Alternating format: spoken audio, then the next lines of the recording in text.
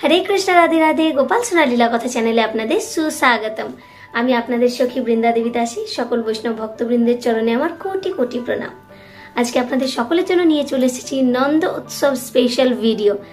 নন্দ কে আনন্দ भयो জয় কন্হैया लाल की।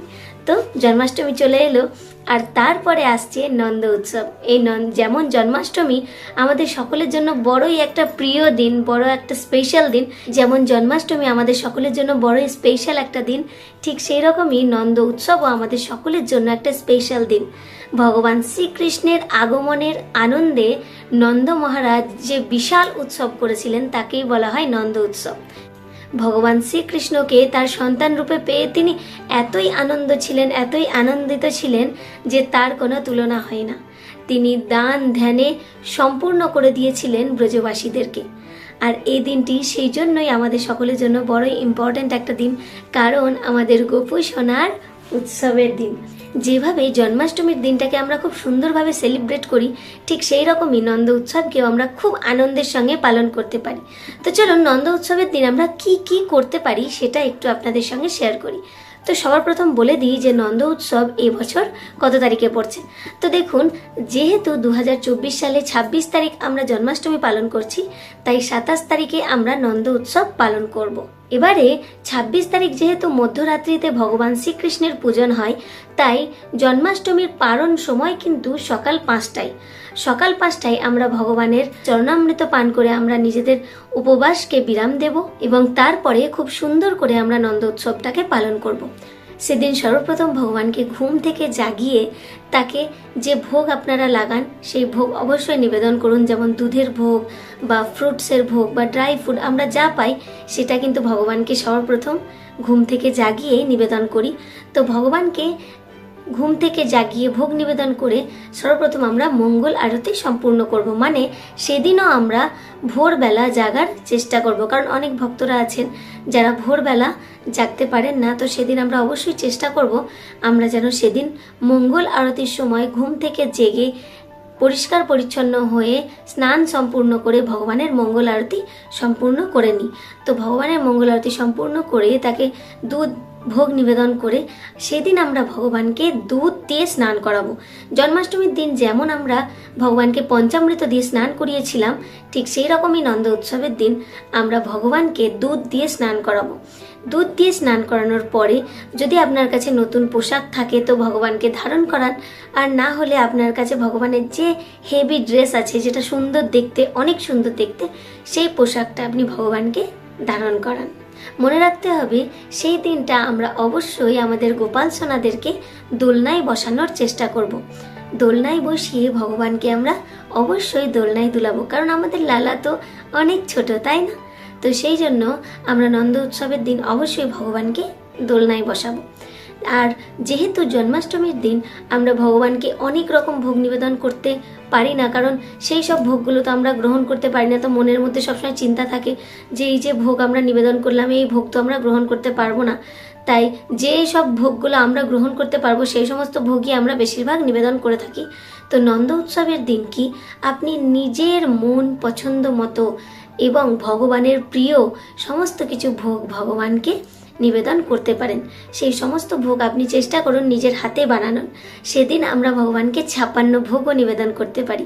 সেই 56 ভোগ আপনি ভগবানকে নিবেদন করে নিজের বাড়ির সকলের সঙ্গে সেই 56 ভোগ বড়ই আনন্দের সঙ্গে গ্রহণ করুন। জন্মাষ্টমী স্পেশাল ভিডিওতে অনেক ভক্ত ভাই বোনেরা আমাকে জিজ্ঞেস করছিল যে দিদি আমরা কি ভগবানকে পায়েসের ভোগ দিতে পারি জন্মাষ্টমীর দিন?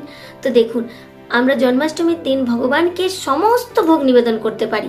সমস্ত আপনার যা ইচ্ছা সমস্ত ভোগ আমরা ভগবানকে নিবেদন করতে পারি, কিন্তু ওই ভোগগুলি আমরা গ্রহণ করব পরের দিন। সেই দিন কিন্তু আমরা সেই সমস্ত ভোগ গ্রহণ করব না, কারণ সেদিন পঞ্চশস্য গ্রহণ করা বারণ। যেমন আমরা একাদশী পালন করি, ঠিক সেই রকমই আমরা কিন্তু জন্মাষ্টমীর দিনও একাদশীর ব্রতের মতোই পালন করব। তো সেই জন্য ভগবানকে যে সমস্ত ভোগ আমরা নিবেদন করছি সেটা আমরা জন্মাষ্টমীর দিন গ্রহণ করতে পারবো না, আমরা পরের দিন গ্রহণ করব। তাই অনেকে জিজ্ঞেস করছিল যে দিদি আমরা জন্মাষ্টমীর দিন কি ভগবানকে পায়েসের ভোগ নিবেদন করতে পারবো? তো আপনি নিবেদন করতেই পারেন, কিন্তু সেই ভোগ আপনি নন্দ উৎসবের দিন গ্রহণ করবেন। জন্মাষ্টমীর ভোগ নিয়ে অনেকের মনেই অনেক রকম প্রশ্ন থাকে, কারণ সেদিন উপবাস থাকে, ভগবানকে কি ভোগ নিবেদন করব, এই অনেক রকম চিন্তা। তাই নন্দ উৎসবটা যেহেতু আমাদের কাছে একটা স্পেশাল দিন, তাই এই দিন আমরা ভগবানকে নিজের ইচ্ছা মতো এবং ভগবানের পছন্দ অনুসারে ভোগ নিবেদন করব। এই নন্দ উৎসবের দিন ভগবানকে দুধ দিয়ে স্নান করানোর পর আমরা কিন্তু অবশ্যই ভগবানের ইত্র মালিশ করব। আর যদি সম্ভব হয় তাহলে ভগবানকে প্রত্যেক দিনই ইত্র মালিশ করার চেষ্টা করুন। আর যদি না পারেন তাহলে অবশ্যই নন্দ উৎসবের দিন ভগবানকে ইত্র মালিশ অবশ্যই আমরা করব। এই নন্দ উৎসবের দিন কিন্তু হাঁড়ি ফোড় বলে একটা নিয়ম আছে, যেটা পালন করা যায়। সেটা করলে কিন্তু আপনারা বাড়িতে আরও আনন্দের উপভোগ করতে পারবেন। তো সেই আনন্দটা যখন আমরা বাইরে কোথাও যাই, যেমন বৃন্দাবন বা দিল্লি, এই সমস্ত জায়গায় কিন্তু এই হাঁড়ি ফোড় অনুষ্ঠানটা খুব সুন্দরভাবে পালন করা হয়। তো আপনারা যদি পারেন তাহলে একটা ছোট্ট হাঁড়ির মধ্যে 1 হাঁড়ি দই ভর্তি করে ভগবানের সামনে দড়ি দিয়ে ঝুলিয়ে রাখুন এবং সেই হাঁড়িটাকে 3 বার ভগবানের বাঁশি দিয়ে, মানে ভগবানের যে বাঁশি আছে সেই বাঁশি দিয়ে 3 বার স্পর্শ করে সেই হাঁড়ি ফোড় নিয়মটা আপনারা পালন করতে পারেন। এবং হাঁড়িতে যে দই থাকবে সেই দইটাও আপনারা প্রসাদ হিসেবে গ্রহণ করতে পারবেন। আপনারা ইউটিউবে সার্চ করে দেখবেন নন্দ উৎসব হাঁড়ি ফোড় ফটো, তাহলে দেখবেন পেয়ে যাবেন যে কিভাবে হাঁড়ি ফোড় লীলাটা, মানে হাঁড়ি ফোড় যে উৎসব সেটা করা হয়। এটা কিন্তু খুব আনন্দের একটা উৎসব। তো আপনি এইভাবেও নিজের বাড়িতে ভগবানের সঙ্গে হাঁড়ি ফোড় উৎসবটা পালন করতে পারেন।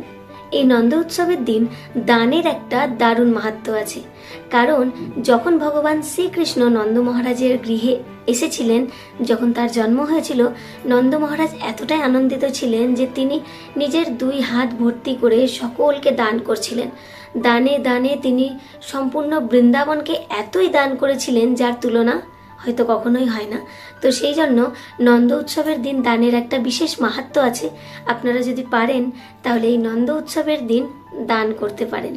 এই নন্দ উৎসব দিনটা যেহেতু আমাদের সকলের জন্য বড় একটা স্পেশাল দিন, তাই এই দিন আমরা ভগবানের কাছে বেশি থেকে বেশি সময় থাকব এবং ভগবানের সেবা পুজো পাঠে জড়িত থাকব।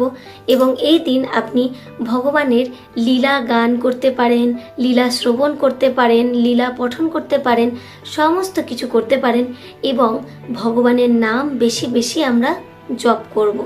হরে কৃষ্ণ কৃষ্ণ কৃষ্ণ হরে হরে, হরে রাম রাম রাম হরে হরে। তো বেশি বেশি করে নাম জপ করুন এবং খুব খুব খুব আনন্দের সঙ্গে পালন করুন নন্দ উৎসব। তো আজকে আমি খুব সিম্পলভাবে আপনাদেরকে বলার চেষ্টা করলাম যে নন্দ উৎসবটা কিভাবে আমরা খুব সিম্পলভাবে বাড়িতে পালন করতে পারি।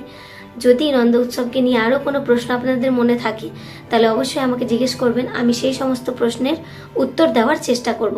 আর যদি আমার কথায় কোনো ভুল ত্রুটি হয়ে থাকে তাহলে অবশ্যই আমাকে ক্ষমা করে দেবেন। আমরা যেভাবে বাড়িতে নন্দ উৎসবটাকে পালন করি ঠিক সেইভাবে আপনাদের সকলের সঙ্গে শেয়ার করার চেষ্টা করলাম। আজকে এটুকুই, দেখা হচ্ছে পরের ভিডিওতে। Hare Krishna, Radhe Radhe, thank you for watching. Hari बोल, नंद के आनंद भयो, जय कन्हैया लाल की, हाथी घोड़ा पाल की, जय कन्हैया लाल की। राधे राधे।